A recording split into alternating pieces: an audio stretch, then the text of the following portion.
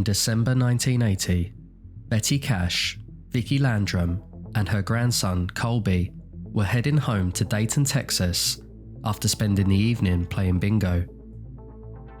At around 9 p.m, whilst driving south through the East Texas piney woods, Colby, sitting in the back seat of the car, noticed something in the distance through the trees. High in the sky, a piercing bright light would continually break through the foliage, rising and dipping out of sight. Betty and Vickie ignored it at first, but as they continued along the road, they found themselves getting closer and closer to the mysterious glow, with the car radio cutting out and the air warming up around them. As the brightness and heat intensified, they eventually encountered the blinding light hovering directly in front of them. As Betty slammed on the brakes, Vickie lunged forward and put her hand out to catch herself on the dashboard. The heat emitting from the object was so hot that the car's interior had softened, and as she pulled her hand away, it left a noticeable imprint on the surface. Stunned by what was happening, all three got out of the vehicle and looked up at what loomed above them. A huge diamond-shaped object with flattened points at either end, emitting extraordinary heat with powerful flames thrusting from its base. It was a dull metallic silver colour with blue lights around the centre and roughly the size of a water tower. As it levitated in place, Colby pulled Vickie back into the car in fear, but Betty decided to walk to the front to get a closer look. The temperature was so high that she felt as though she was burning from the inside out, and so also decided to rush back into the car. When trying to open the driver's side door, the handle was so hot she couldn't touch it with her bare hand, so had to use her coat to prevent it from burning.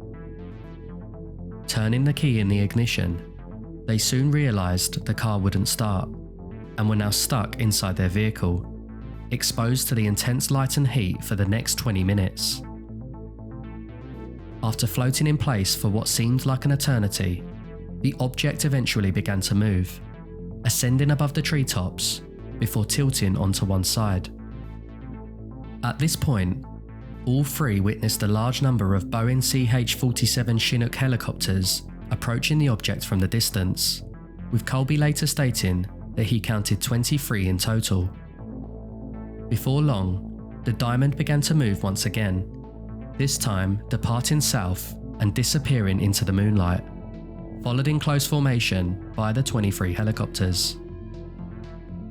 As the temperature cooled and the darkness returned, the car radio regained signal and the engine restarted. Speechless by what they had seen, Betty put the car into gear and began to drive the Landrums home as they watched the helicopters pursue the mysterious aircraft beyond the horizon and into the night.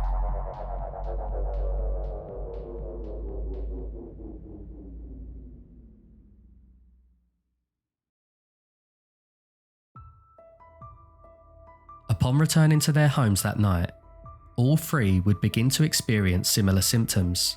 All I wanted was water. My head was killing me. I could not get rid of the headache. I had an upset stomach. I was just sick. I mean, completely. Betty, who had ventured closest to the UFO, began to deteriorate much more rapidly than the others. An agonizing redness spread across her skin, as if she had been severely sunburnt, with large blisters breaking out on her face and large clumps of her hair falling out. These conditions only grew worse over the course of the next few days, and eventually Betty was admitted to hospital. Her face and eyelids were covered in blisters, with so much swelling that it altered her appearance, so much so that her friend didn't recognise her when she came to visit. She was so weak that she couldn't walk, and continued to lose large patches of hair over the next 2 weeks. Betty's condition continued to decay, forcing her to eventually reveal the true cause of her injuries along with the others. Fearing they would not be believed, they each told hospital staff what happened, yet to their surprise, doctors took them all seriously and had them thoroughly investigated. a dermatologist confirmed that all three were suffering from some form of ionizing radiation poisoning, suspecting they had been exposed to vast amounts from the object they encountered that night. This led to the decline in health in both Betty and Vickie over the years, with the latter developing a cataract in one eye, whilst Betty developed breast cancer in 1983. Neither condition was said to have been present prior to their encounter on the highway.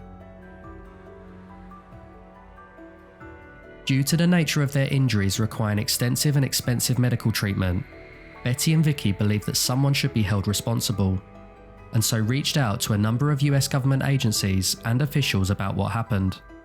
They contacted US Senators Lloyd Bentsen and John Tower, who suggested they file a complaint with the Judge Advocate Claims Office at Bergstrom Air Force Base. They also spoke with NASA, who in turn steered them towards aerospace engineer John Schuessler, who had a particular interest in cases regarding UFOs. Schuessler agreed to investigate the case and was taken by Betty and Vickie to the site where they claimed it had happened. When they arrived, they found a large circular burn mark on the road where the UFO had supposedly been levitating, cementing more credibility to their claims. However, several weeks later, when Schuessler returned to the spot, the road had been dug up and replaced, with witnesses claiming that unmarked trucks came by and took the burnt tarmac away.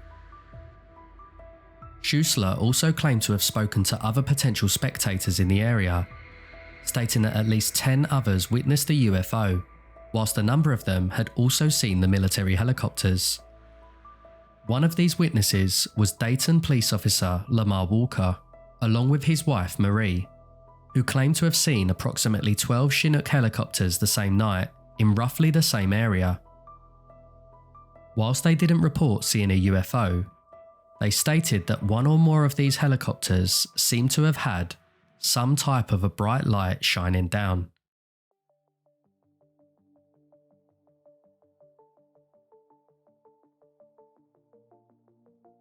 One day in April 1981, during the time of Schuessler's investigations, a CH-47 Chinook helicopter flew into Dayton as part of a farmer's livestock show. Vickie and Colby were at that show and watched as the aircraft landed nearby, with Colby visibly distressed and scared due to their prior experience. Vickie convinced Colby to visit the pilot to help him overcome his fear, which they did, before asking him if he'd ever previously encountered UFOs.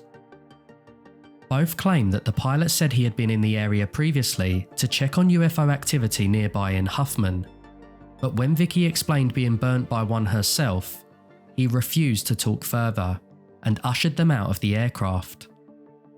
This initially stoked suspicion to the theory that the US Air Force were involved in the Cash-Landrum case, but it later turned out that the pilot was referring to an event which took place in 1977, 3 years prior to Vickie's encounter.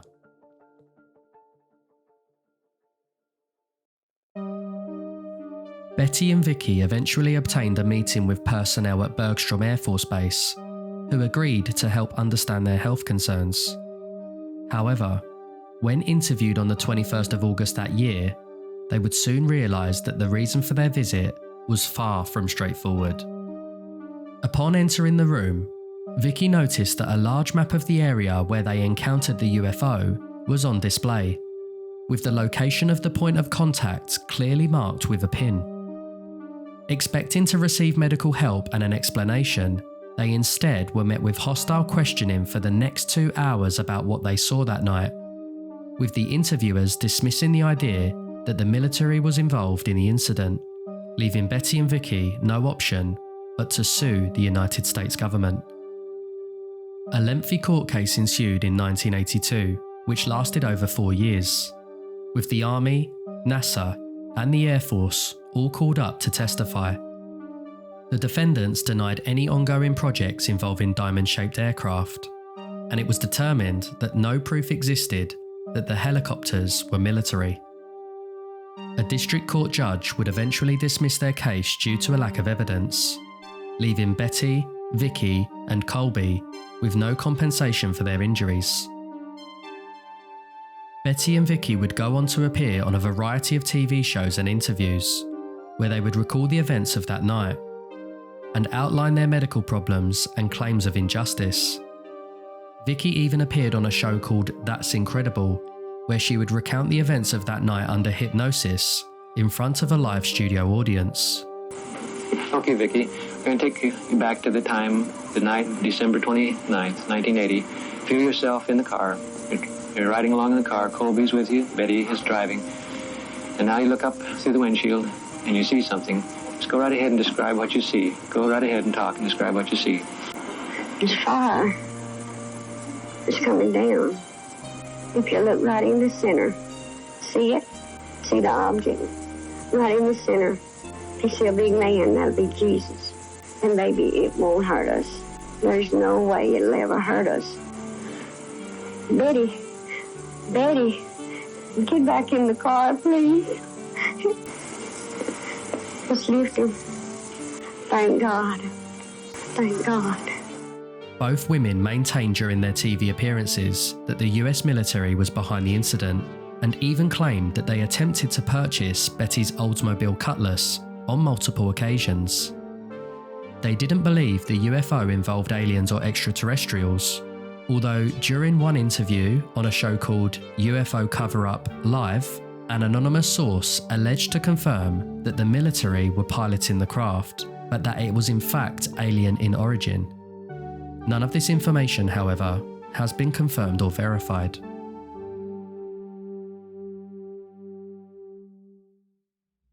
Despite the various eyewitness testimonies and other various points of evidence in this case, there have been many skeptics who have sought to disprove the possibility that this event ever happened at all, one of which being journalist and UFO researcher Philip J. Klass.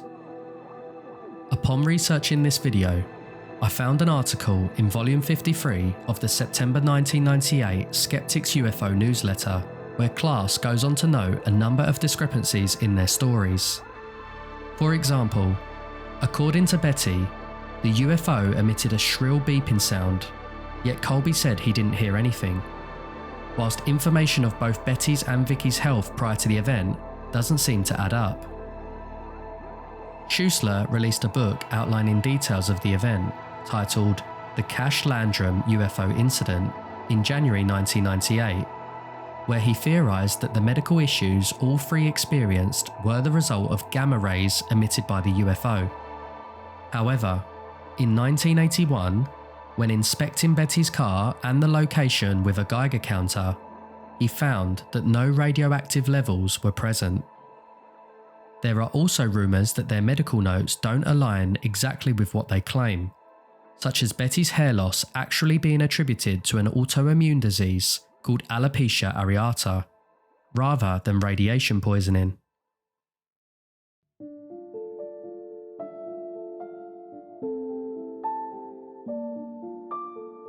Betty Cash would eventually pass away, aged 69, on the 29th of December 1998, exactly 18 years to the day that the incident took place, whilst Vickie Landrum would die in 2007 at the age of 83. Both of them remained fervent believers of what they saw that night, and that the truth was being hidden by the US government. Colby Landrum also went on to appear in various TV shows to share his story, yet has faced ridicule over the years from many who believe the whole thing to be a hoax. To this day, the truth of what happened that night remains locked away in mystery, with many questions unanswered and explanations untold.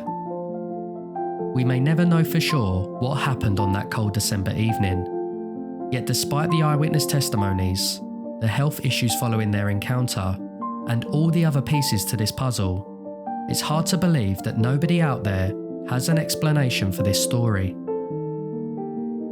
We can only hope that one day the truth will out.